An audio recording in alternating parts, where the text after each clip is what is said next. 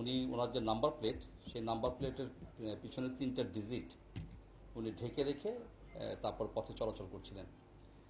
তো এই সংবাদটা আমরা সামাজিক যোগাযোগ মাধ্যম থেকে জানতে পারি।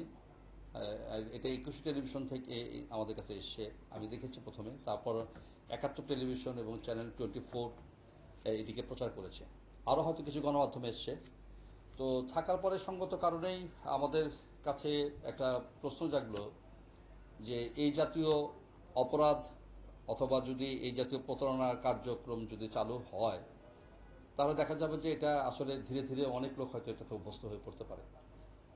তো এরপরে আমরা এটি নিয়ে আলোচনা করি এবং ওই প্রতিবেদনটা যথেষ্ট পরিমাণ বিভিন্ন গণমাধ্যমে প্রচারিত হয়।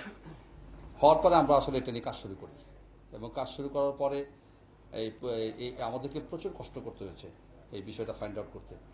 কারণ দেখবেন যে ছবিটা এসছে, সে ছবিতে কিন্তু আমাদের কোনো চেহারা আমরা তখন পাইনি।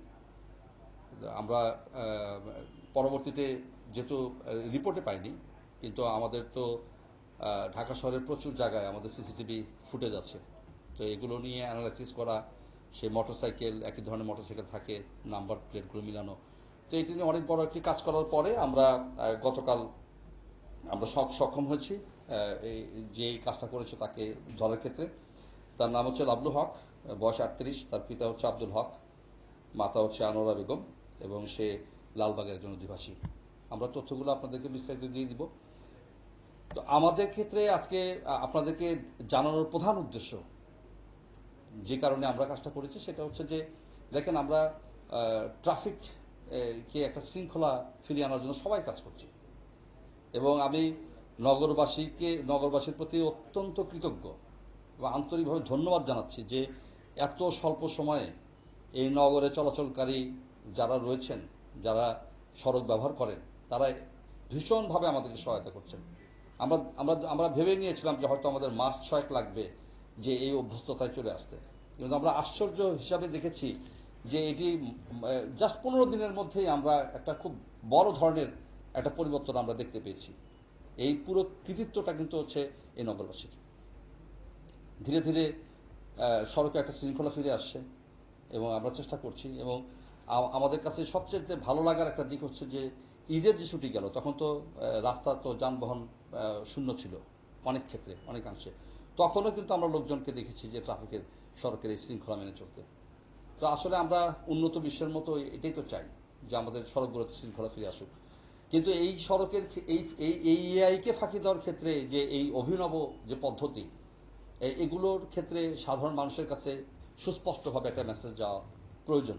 সেটা হচ্ছে যে এটা আসলে কাজটা ঠিক হয়নি। আজকে যে লোকটাকে আমরা আমাদের স্পেশাল ম্যাজিস্ট্রেট আদালতে পাঠিয়েছি, আমরা ইতিমধ্যে শুনতে পাচ্ছি যে আমি এখনো কাগজটা পাইনি, পেলে আপনারাও পাবেন, যে তার এই ক্ষেত্রে 1 মাসের কারাদণ্ড এবং একই সঙ্গে আইনে যেটা আছে অর্থদণ্ড, উভয় দণ্ডই তাকে দেওয়া হয়েছে। তো এই ক্ষেত্রে আমাদের মেসেজটা খুব স্পষ্ট এবং আমরা খুব বিনয়ের সঙ্গে নগরবাসীকে বলতে চাই যে দয়া করে আমাদেরকে সহায়তা করুন। আপনাদের যদি সহায়তা আমরা না পাই, তাহলে আমাদের একার পক্ষে এটি করা আসলে কোনো সম্ভব না। আর যে ব্যক্তিটি করেছে, আমরা ইচ্ছা করলে নিয়ে আসতে পারতাম, আপনাদের সামনে হাজির করতে পারতাম, এটিও আসলে আমরা চাই না। কেন চাই না?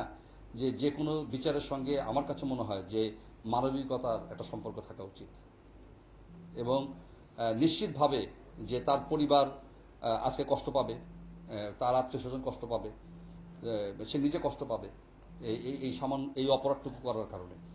তো আমরা সবার কাছে একটা মেসেজ দিতে চাই যে মামলার সংখ্যা বাড়ানো, কাউকে বিচারের গোড়ায় দাঁড় করানো, কাউকে সাজা দেওয়া, এটি কিন্তু আমাদের কোনো উদ্দেশ্য না। আমাদের প্রধান উদ্দেশ্য হচ্ছে যে সবাইকে সচেতন করা, যে আমরা নিজ থেকে যেন আইনটা আমরা মানার চেষ্টা করি। তারপরও যে ব্যত্যয় হয় না তা না, ব্যত্যয় তো হয়, এবং ব্যত্যয় যেখানে হবে সেখানে কিন্তু আইনের প্রয়োগ অত্যন্ত কঠোরভাবে আমরা এই জিনিসটা দেখব। আমরা দেখেছেন আমাদের যারা কাজ করে, আমাদের সবাইকে আমাদেরকে একটা ইনস্ট্রাকশন দেওয়া আছে যে আমরা সর্বোচ্চ ভালো ব্যবহার করব মানুষের সঙ্গে, সর্বোচ্চ যেটা করা সম্ভব। আমরা ইনস্ট্রাকশন দিয়েছি, সবাই হয়তো ওটা ফলো করে না বা সবাই পারবে না, কিন্তু আমরা সর্বোচ্চ ভালো ব্যবহারটা করব। কিন্তু আইন প্রয়োগের ক্ষেত্রেও আমরা সর্বোচ্চ কঠিনটাই থাকব।